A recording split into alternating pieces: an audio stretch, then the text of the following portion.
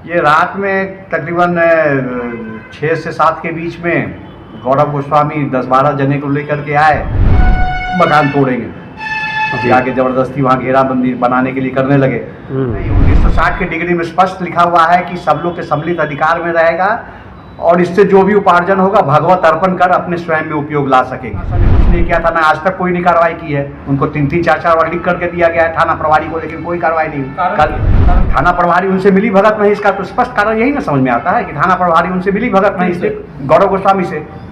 नमस्कार, मैं हूं अंजलि यादव। आप देख रहे हैं एक न्यूज 24। पटना के गायघाट में स्थित श्री चैतन्य मंदिर मठ के जमीन पर कुछ भूमाफियों ने पहले से नजर टिकाई हुई थी। वहीं यह जमीन अक्सर विवादों के घेरे में बना हुआ रहता है। जबकि मठ के एक तरफ सिविल कोर्ट है तो दूसरी तरफ जजों का आवास और ठीक सामने जुडिशियल एकेडमी भी है। इस मठ के सेवायत रवि गोस्वामी क्या कुछ कह रहे हैं, सुनिए इस वीडियो में। क्या मामला है? ये रात में तकरीबन 6 से 7 के बीच में गौरव गोस्वामी 10-12 जने को लेकर के आए और पहले तो बालू वगैरह गिरवा रहे थे, फिर ईंटा लेके आए। ईंटा लेके आके फिर चाहे कि हम पीछे से उधर से रोड साइड से घेर करके अपना हम मकान तोड़ेंगे आके जबरदस्ती वहाँ घेराबंदी बनाने के लिए करने लगे। फिर हम लोग घर के परिवार वाले रोके तो बोले कि तुमको जहाँ जाना है जाना है। हमारे चाचा ये गए थे, उनको बोले कि भाई कहीं फ़ोन लगा के बोले कि भाई इनको पकड़ के ले जाओ, रात में उल्टा करके टांगोगे तब जाके इन लोग सही होंगे। कौन बोले? गौरव गोस्वामी। वो कौन है? वो हमारे मतलब चचेरे दादा के लड़के लगे। दिक्कत क्या है उनको? वो चाह रहे हैं कि हम मंदिर की ज़मीन को बेच के भागे यहाँ से। क्यों? जाने क्या उनको पैसा का लोभ है, क्या है, अपना जो भी रहे। तो बाबा, तो मंदिर बेचने का तो शुरू से ही फरमान है कि इस मंदिर का बेचा नहीं जा सकता है। नहीं, 1960 के डिग्री में स्पष्ट लिखा हुआ है कि सब लोग के सम्मिलित अधिकार में रहेगा और इससे जो भी उपार्जन होगा भगवत अर्पण कर अपने स्वयं में उपयोग ला सकेंगे। देखिए वो अपना इसका वो करते हैं कि भाई वो मेरा अधिकार है तो हम इसको बेचे चाहे कुछ करें। तो प्रशासन को क्या खबर किया? प्रशासन को हमने खबर किया, 112 पर आया, 112 पे खबर किया, 112 आया। उसके बाद फिर थाना को फ़ोन लगाया, सीनियर एसपी साहब, एएसपी साहब को फ़ोन किया, तब फिर थाना आया। बस खाली सबको हटा के फिर चला गया, बाकी कोई कार्रवाई नहीं किया। क्यों नहीं कर रही थाना कार्रवाई? प्रशासन तो पहले से ही पिछले साल भी इसी समय नवंबर-दिसंबर के समय तोड़फोड़ करने के लिए आए थे। उस समय भी जब प्रशासन ने कुछ नहीं किया था ना, आज तक कोई नहीं कार्रवाई की है। उनको 3-3, 4-4 बार लिख करके दिया गया है थाना प्रभारी को, लेकिन कोई कार्रवाई नहीं हुई। कारण क्या नहीं करने का कार्रवाई? थाना प्रभारी उनसे मिली भगत नहीं, इसका तो स्पष्ट कारण यही ना समझ में आता है कि थाना प्रभारी उनसे मिली भगत नहीं, इसलिए गौरव गोस्वामी से। गौरव गोस्वामी ने हो सकता है उन्हें भी कुछ लोभ दिया हो। अच्छा, इस गौरव गोस्वामी के साथ साथ कई और लोगों का भी नाम आता है कि गौरव गोस्वामी के साथ में एक धर्मेंद्र करके हैं जो बिहार पुलिस से जुड़े हुए हैं, और एक विपिन सिंह करके हैं, और एक संतोष कुमार करके हैं। ये लोग क्या चाह रहे हैं?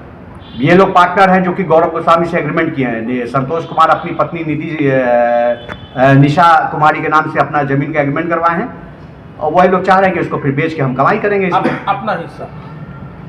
यहाँ तो हिस्सा की बात ही नहीं। जब सम्मिलित अधिकार में रहना है तो अपना हिस्सा हुआ कहाँ से? तो टोटल की टोटल प्रॉपर्टी मंदिर की हुई।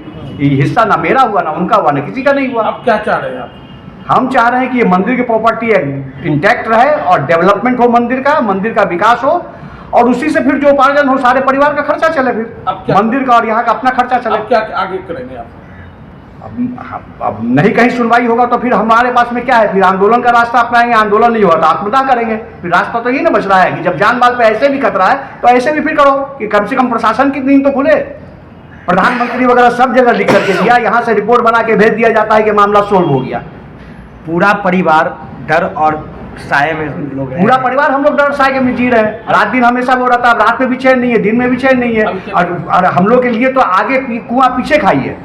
पीछे से इधर क्रिमिनल लोग हैं और आगे कहीं करते हैं थाना प्रभारी वगैरह का पता वो करते हैं तो थाना का डर है कि थाना तुम्ही को उठा के लेके बंद कर देंगे। मतलब पुलिस वाले बदमाशी करने वाले हैं वो लोग प्रोटेक्टेड है, और जो हम लोग यहाँ का सेफ गार्ड कर रहे हैं वो जो है खतरे में है कि पुलिस हम ही को बंद करेगी। रहता है पिछले साल से हो रहा है ये दशहरे के समय से, और हमेशा होता रहे। कभी बाउंड्री के लिए तो कभी हम लोग का विवाद खींच रहे है। अब लोगों का घर है, पुरानी हवेली है, हवेली को तो मंदिर की उसमें पोर्शन में सवारी नहीं कि हवेली में कोई बाहर के कितने गुंडे आए, वो एक बार निकल भी चुका है हम लोगों का। कल रात में क्या हुआ था? कल रात में वो सामान गिरवाया, ईंट वगैरह और सीमेंट बालू वगैरह वही सब दीवार। कितने लोग थे कल? 5-6 लोग थे ना, ज़्यादा ही। मैं तो डर लगता है आप लोग को रहने डर में? नहीं लगेगा डर तो लगता ही हम लोगों को।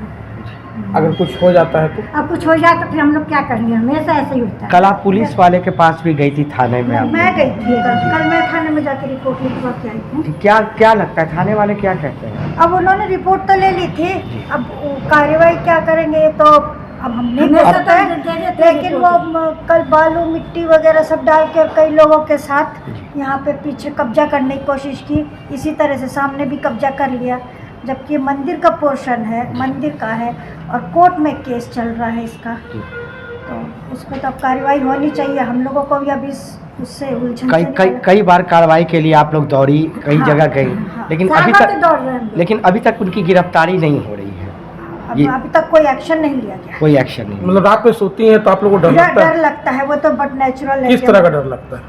अब कब कौन क्या कहाँ से क्या कर दे, ये डर लगता है। जान- क्योंकि अब कभी जान- किया तो जान डर कहाँ लगा से- ना। हाँ, कल भी लगा ही एकदम, तो कल तो रिपोर्ट लिखवा के आए थे हम लोग। क्या नाम हुआ आपका? मेरा संगीता गौड़।